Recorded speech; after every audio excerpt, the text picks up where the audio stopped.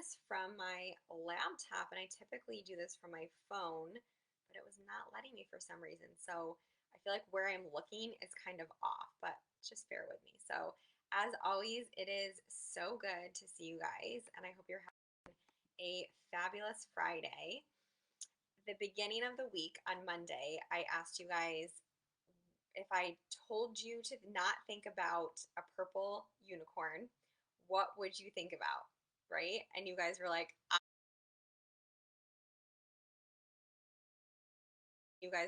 obviously, I'm going to think about all I can think about is a purple unicorn. So, I want to talk today about the deprivation effect and what this means and why this doesn't work.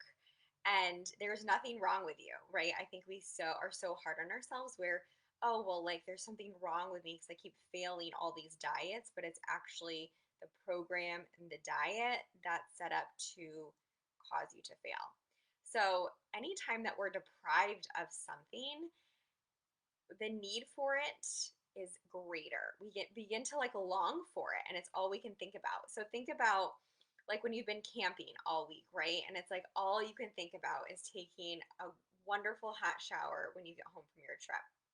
Or if you're just getting back from vacation, right, and you had all this amazing produce and amazing food, it's like those are the things that you're thinking about because you can't have them anymore. So the deprivation effect is profound in diets, and it's around restriction of certain foods and fear of weight gain, right? So let me know, are there certain foods that you restrict or that you have restricted in the past in fear of weight gain, right? In fear that they're going to cause you to not be able to meet your goals. So, over time, what happens is we start to disconnect with our body and what it's telling us, and we're focused too much on what we can and can't eat, and we're very rigid with the rules, and we're not paying attention to hunger cues, fullness, and satisfaction with meals. So over time, we start second guessing our body's needs.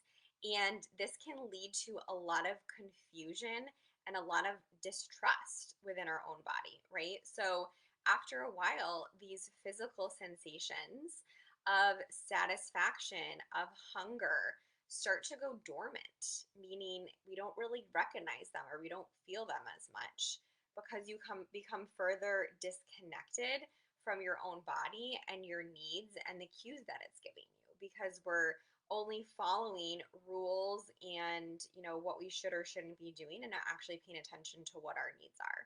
So initially this might feel safer because someone's telling you exactly what to do, right? But this is actually harmful than helpful. While having direction and guidance is undoubtedly valuable, having rules and restriction, what happens is if something goes unplanned, everything goes out of control, right? So you're following all the things, you're doing the diet, you're, restricting the foods, an event happens, an emotion happens, a thought happens, a craving, a trigger, like an environmental trigger, someone has that food that you're not supposed to be eating, you're actually really hungry. Um, One of these things happens, and this leads us to violating that rule, right? So it's like, oh my gosh, I had the food, and even just one bite of that food, of that wrong food, all bets are off, right? And so the restriction is broken, and it's a total free for all. And everything is that was off limits is free game now, right? Because it's everything or nothing. And this is what is setting us up in that constant cycle. And this is so draining. So we kind of get in that mentality of like that Last Supper effect of like, well, better get it in all now because I'm not going to be able to have it again. Or I got to start on Monday because I'm going to not be able to have those foods again all week. So this mentality is actually setting us up for continuous failure. This can also happen like before we start a diet again. So research actually demonstrates restriction is not effective and actually counterproductive. So it actually taints your relationship with food. And this is the problem is that we have such a poor relationship with foods now that we feel so out of control with them. And we actually eat more of these foods before and after the period of restriction, is truly what happens. So it's suggested that restricted eating actually reflects more of an emotional guilt than actually eating less food when we're restricting things. It's actually the emotional piece that is more damaging than the physical piece of like not eating that food. So that's why I asked you that question. When I tell you to not think about a purple unicorn, literally that's all you're thinking about. And this can happen with so many different aspects. There's research that suggests the forbidden fruit phenomenon. So think about Adam and Eve, right? In the Bible, they were not supposed to eat the fruit on the knowledge tree, right? They ate the fruit because it was forbidden, right? And then that led to other choices. So this is like psychologically how we're programmed, is this doesn't work. When we're restricted from something, we want it more, and then we feel out of control with that. And research suggests too, there's kids they did a study with, they gave them M&Ms and they said, okay, don't eat the red M&Ms. You can eat any other color, you can eat yellow, you can eat blue, don't eat the red M&Ms. Guess which M&Ms were more desirable, and guess which ones they wanted to overconsume? The red ones, because they were told they couldn't have them.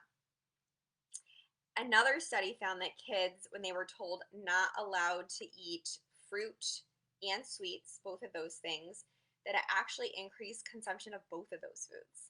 So if we give our kids, that permission to eat the foods and modeling that to them as well, like if we're modeling this mentality of restriction and good and bad foods, that's what our kids are going to believe too, and then they're going to go to another person's house and feel out of control with that food when it's available. So the more that we restrict foods with children too, it really creates this rebound effect, right? So it's actually causing them to eat more of those forbidden foods, and they're disconnecting again back from their body's needs and what their body's telling them. So this actually leads to absence of eating or absence of hunger cues with eating, and this leads to overeating, right? So if we can avoid this mentality with ourselves and with our kids, it makes such a difference.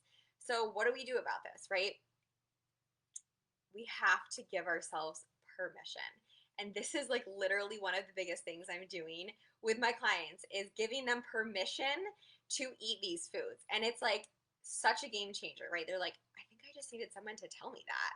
And when we have freedom and flexibility and choice as humans, guess what? We're really compliant with things, and we do a lot better, and we're way more successful. So once we can know that there's no off limits foods, they no longer become as alluring. I can't say that word. They no longer become as desirable, or they lose their power, right? Because it's like, oh, I can have these foods whenever I want them, so it's not as exciting. So remember to like enjoy these experiences, and when you focus on how you want to feel, maybe that food you doesn't make you feel good after you eat it. So that's warranted to like be mindful of how much we're having of it. But just coming back to that, how do I want to feel, is going to help you make better choices versus that's good, that's bad, this is right, this is wrong, versus pausing and asking, like, what am I actually needing? Is it an emotional feeling, and is there a different thing I need to do to get that reward?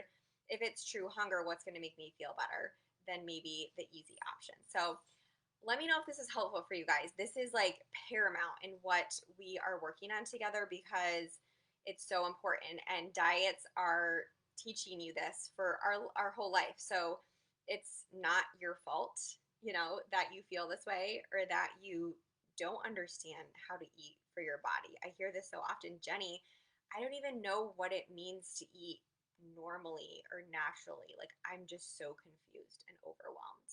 And I agree with you. Like, it is so overwhelming. It is so confusing. And if you're not checking in with yourself and your needs, it leads to more disconnection and confusion. So, really working with people to reestablish this connection with their bodies, with what they're needing, how they're feeling. And this looks different for everybody. So I wish I could tell you this is like the exact way that it works, but everybody's coming from a different place, different years of dieting, right? And how their relationship with food is currently. So it's definitely a process, but it's so worth it. So I hope that was helpful for you guys. Let me know if there's any like forbidden foods that you have restricted, or if there is like something that's really ringing true to you. Once we can release this, it gives you so much brain power and space to do the things that are like really important to you in your life. So I hope that was helpful. Walk into your weekend with a sense of freedom. Like you can make choices for yourself. You can choose fun things that you enjoy, but remember, if it's you can have it whenever you want.